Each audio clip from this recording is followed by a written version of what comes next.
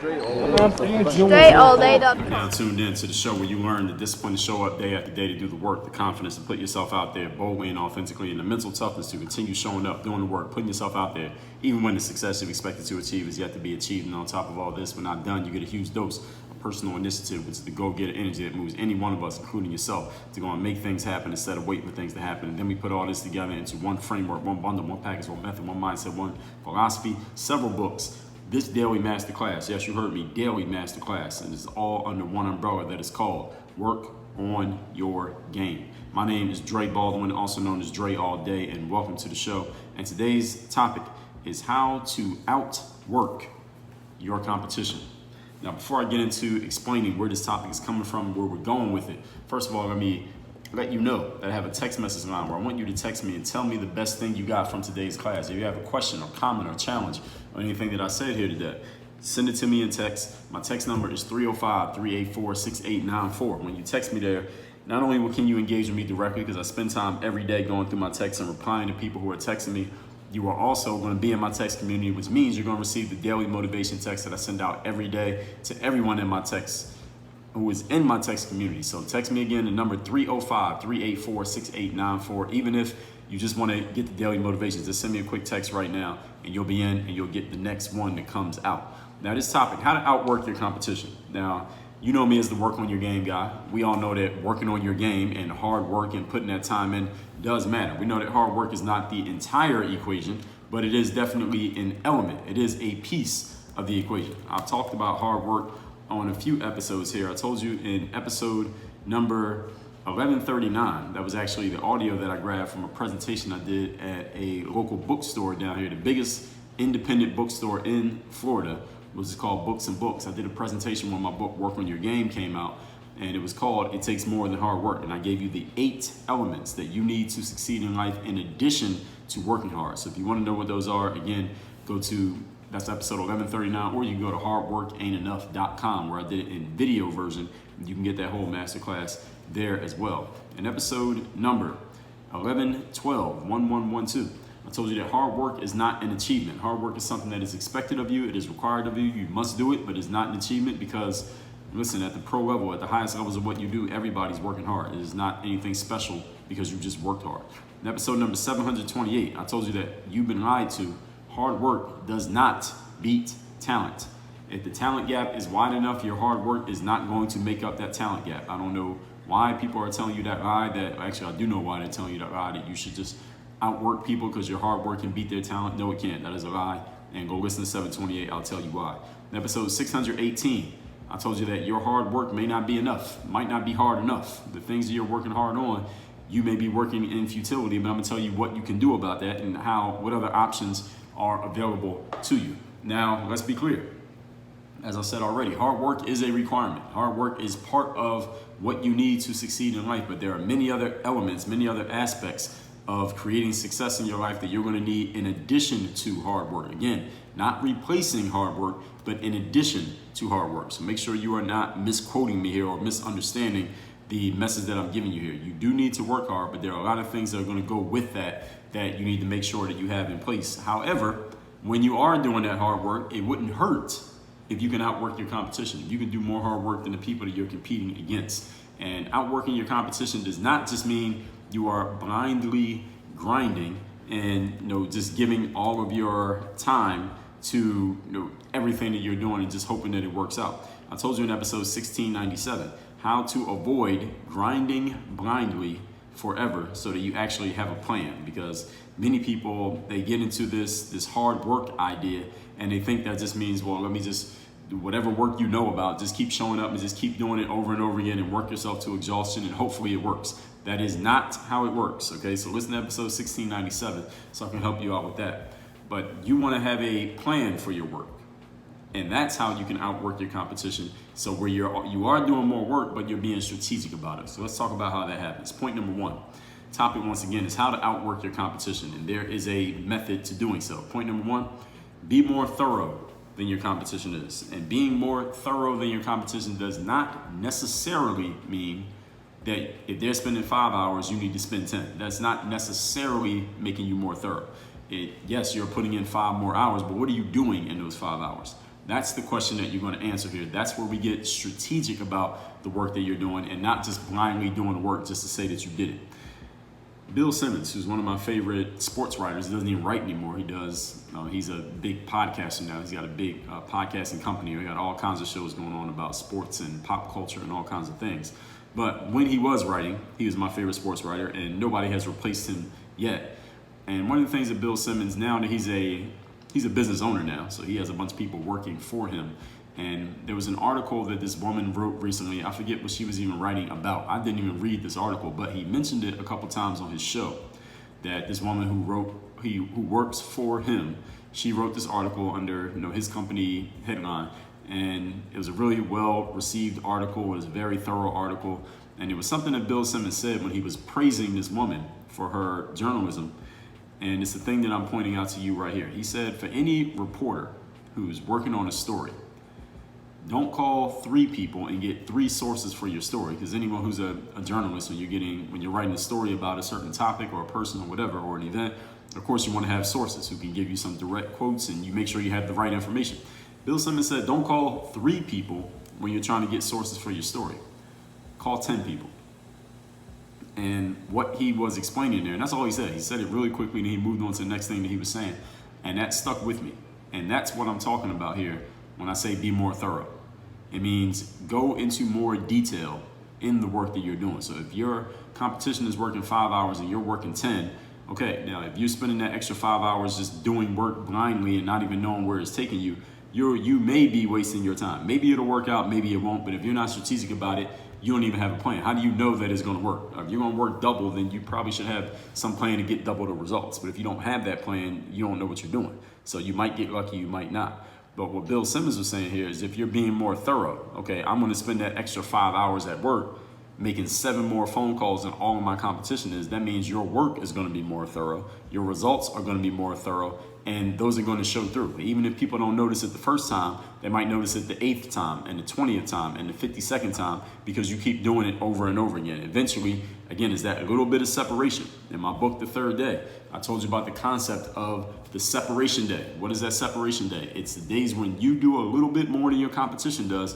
Nobody can see that difference that you did that day. But if you keep doing it over and over again, you create this little bit of separation each day. And then that separation keeps growing and growing and growing. So it gets to the point that it's so obvious that people don't even realize that you and that other person or people used to be competitors, because you get that small little separation that happens every time. So don't be discouraged if you put in this extra thoroughness into your work and you don't get recognition for it, or it's not so obvious when you first do it. Because if you keep doing it, then the difference is that's when it becomes obvious. That's when you start getting the payback for it.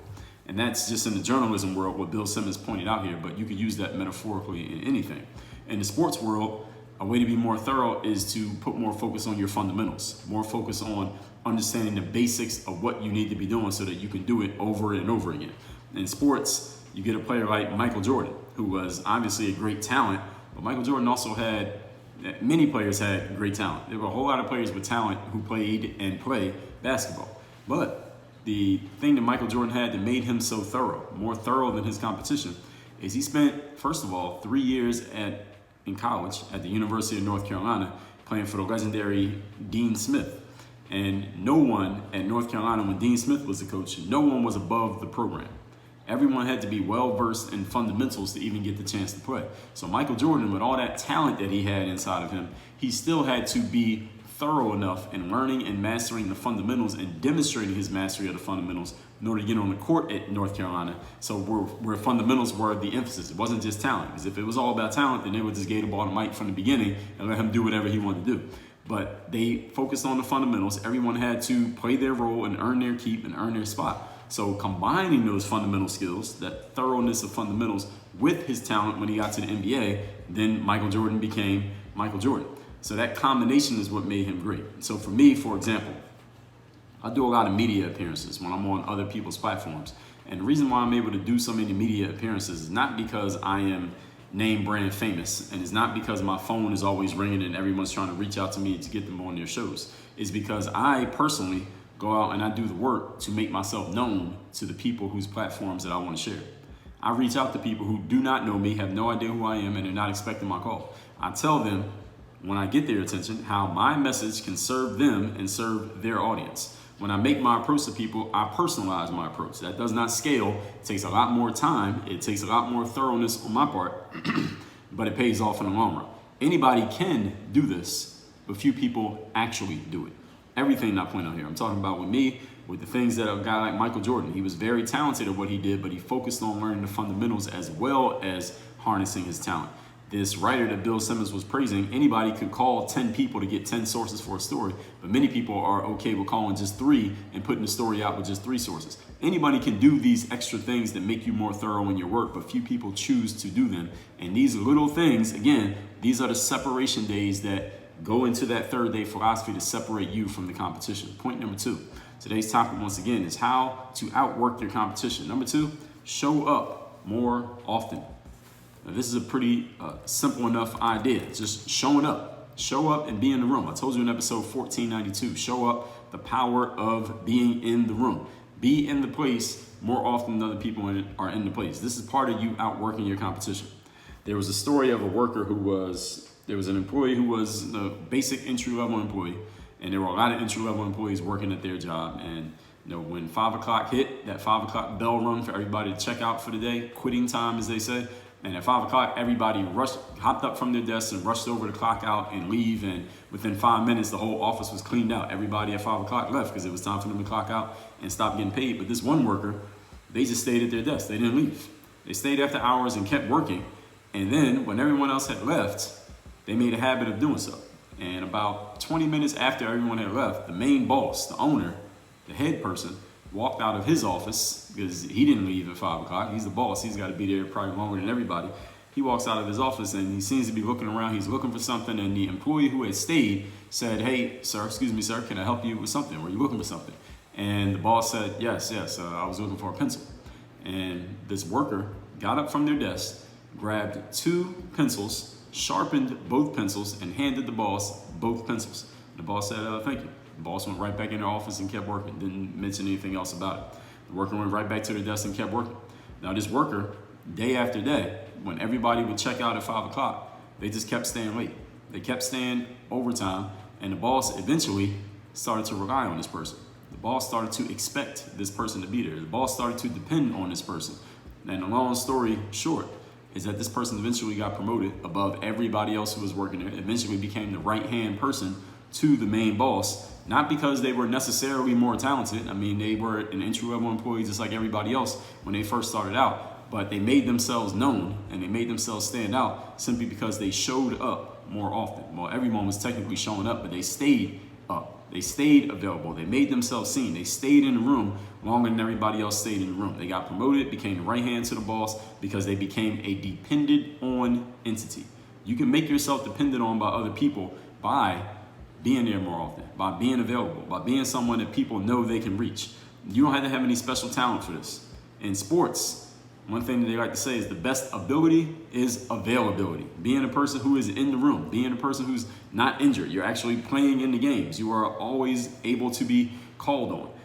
And at jobs that I had as a team, this is something that I talked about just a couple days ago. One of the things that made me valuable to a lot of my employers was not necessarily that I knew the job better than anybody else. I mean, I was working at jobs that pretty much anybody could get hired at. McDonald's, Friendly's, CVS, Rita's Water Ice, Pizza Hut, places like that. Anybody can get a job at these places. Any one of us could walk into one of these places right now and get hired tomorrow. So what made me so special to the bosses that I had at these jobs is because of my availability. I was the type of person who, if you called me on my day off and said, "Hey, we're a couple people short, could you come in and work today?" Even though I know you're not on the schedule, most of the time my answer was yes. There are very few times, I don't remember hardly any times that I would say no. Because what else was I doing? I didn't have anything else going on.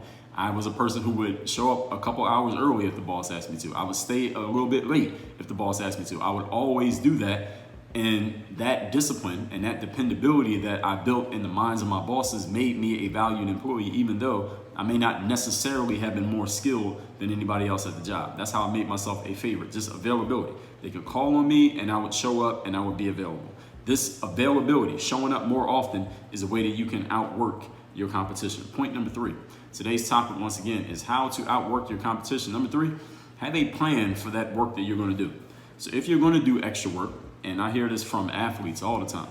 I mean, for as long as I've been putting out basketball content online, and still to this day I still hear from athletes, but for the last 15 years, putting content online for basketball players, I would always hear players talking about how they had these grand plans to outwork all the possible competition and outwork the weaknesses in their games and make themselves better and say, well, I'm going to put in this much time, I'm going to spend this many hours working on my game.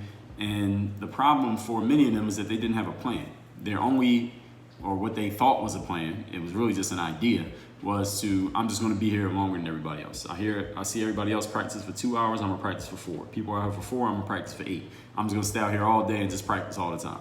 Now we hear players telling me these huge numbers of amounts of time they be putting in. Players are telling me, well, I go to the basketball court for 8 hours a day, every day in the summertime, and just work on my game so I can get better because I really want to make it and all these things. Listen, it's not about the time. All right, it's about what you do during the time. Do not, if you're planning on outworking and that's your idea is to outwork, because outworking yourself is not a strategy. When you have the idea to outwork people, do not just show up and then randomly do stuff. Plan ahead for how you are going to outwork. Plan ahead for what you're going to do. You're going to put in 4 hours of work. Those 4 hours need to be accounted for. Now, what are you going to do during those 4 hours? And even though we know that real life alters the lab test, which means sometimes you're going to make plans and those plans are going to be completely useless. You may plan out exactly how you're going to spend 4 hours, but it doesn't go that way. Any entrepreneurs who are listening to this, unless I'm the only one, I think many of us know that this happens. We make plans for exactly how we're going to execute our day, but then life happens, then human beings happen. All kinds of stuff occurs, and the things that we plan don't happen exactly the way that we want it to. So sometimes our plans become completely useless. However, planning is priceless. Again, plans are useless, but planning is priceless. And this is something I'm going to be talking about in a future episode of the show. The reason why planning is priceless is because it's the mental time and the focus and energy that you put into thinking about what you're going to do and how you're going to do it. So the question is, what are you willing to do? Now look at your calendar and look at your resources and show yourself, how is this even possible? Is it even possible to do these things that I'm talking about doing? Michael Phelps, who is the most decorated athlete in Olympic history. In the 2008 Beijing Games, Michael Phelps won 8 gold medals in swimming. Now, that is very impressive. And obviously, Michael Phelps is a very talented swimmer and a very skilled swimmer. And of course, he worked on his game and all of that stuff. But for Michael Phelps to win those 8 gold medals in 2008, you know when he started training? He started training right after the Sydney Olympics in 2004. Was that Sydney? No, the Athens Olympics in 2004. He had went there too. He won a couple goals. He won a couple medals in Athens. And then it was 2008. Him and his trainer set their sights and said, all right, we're going to try to win 8 gold medals at the 2008 Games. They started training as soon as the 2004 Games ended. And any of you ever read any stories on Michael Phelps or heard him talk about these things? How he talked about his training regimen for the 4 years leading up to the 2008 Games. It was crazy. The kind of calories that he had to take in, his training schedule, his sleeping schedule, everything that he did. His whole life was directed towards winning 8 gold medals at that Beijing Games. And yeah, that sounds inspiring and motivating, but also understanding it was all planned out. The entire 4 years was planned out. The 2008 Games was the climax. It was the ending of a 4-year planned strategic process for him to win those medals. Now, it sounds good to outwork everybody. It sounds good that that's your idea, but let me see the plan that you have in place for actually how you're going to do it. When people ask me things like, Dre, why do you wake up so early? Well, the reason I started doing that was in 2006. I was working at a job that I needed to be at 8 o'clock in the morning every day. But at the same time, I knew I needed to work on my basketball game so that when my basketball career went back to where it was supposed to be, i.e. I had a contract and I was signed, which happened soon after the next year, I had to be ready. In order for me to be ready, I was going to need to work on my game every day. But I had a full-time job that I need to be at 8 o'clock in the morning. And if I try to go to the gym after work at 5, 6 o'clock at night, everybody's in the gym. So how am I ever going to work on my game? Well, I had to go the opposite direction. I didn't have too many other options. Let me get up, crack of dawn, be the first person in the gym in the morning, work on my game before anybody else gets to the gym, get my work in, take a shower, change my clothes, go to work, then after work go play in leagues and recreational games at night. And that's what I did for that entire year living in Philadelphia, right there on City Line Avenue. The plan was in place for how I would do that every single day, and that plan ended up working out. The point is, and was I working hard at that time? Absolutely I was. Did I have to sacrifice? Yes, I ended up sacrificing sleep. I was falling asleep at work and my bosses were getting mad at me, but the point was I had a plan in place. And that's what I want you to understand. Outworking is not just working to work. You got to have some kind of idea and a process for how you're going to do it. Let's recap today's class, which is how to outwork your competition. It is more than just blindly grinding and spending more time just to say that you did it. Let's get specific. Point number 1, be more thorough. Bill Simmons talked about, for a reporter, don't call 3 sources, call 10 sources. In sports, a player like Michael Jordan had individual talent, of course, but so do a lot of players. He had a whole lot of fundamental skills on top of his individual talent, and that's what made him great. For somebody like myself, I can make a lot of media appearances, not because I'm super name brand famous. It's because I do things that don't scale that many other people could do, but they're just not willing to do. And these are things that can separate you from other people, and this is part of your outworking them. Point number 2, show up more often. There's a worker who became the right hand of their boss, not because they were more talented, the boss didn't even know who they were, it's because they were always available when everybody else was gone. Simple as that. Sometimes being in the room is the only thing that you need to create opportunities for yourself. And point number 3, have a plan for your work. Don't just show up and randomly do stuff. Ask yourself, how are you going to use that extra time that you plan on putting in? Look at somebody like Michael Phelps. He won 8 gold medals in the 2008 Olympics. He started training in 2004 to win those 8 gold medals. His 8 gold medal victories, again, were just the culmination of a 4-year process. That whole thing was scripted out. Everything he did for 4 years was scripted out for him to win that 2008, the medals that he won in 2008. So when you're going to outwork your competition, understand it does not just mean show up earlier, stay later. Yes, that can be part of it, but you need a reason for why you're doing it and what exactly are you going to be doing in those periods. Text me and tell me, what's the best idea you got from today's class? My number is 305-384-6894. And if you're a type of person who wants someone to help you strategize, plan, and help you execute and hold you accountable for executing on the plans that you have so that you can actually squeeze all the potential out of yourself and maximize on the opportunities available to you in your life and your business, personally and professionally, then you're probably a good candidate for my 3rd-day mastermind. So I want you to go to the link down below in the show notes, which is workonyourgameuniversity.com. Click that link. Click on the button that says join the mastermind. You'll fill out a quick form. We'll schedule a Zoom call because the only people I coach are people I need to talk to. I need to vet you first. People cannot just join my mastermind.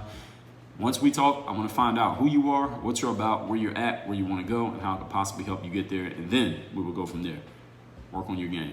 Dre all day.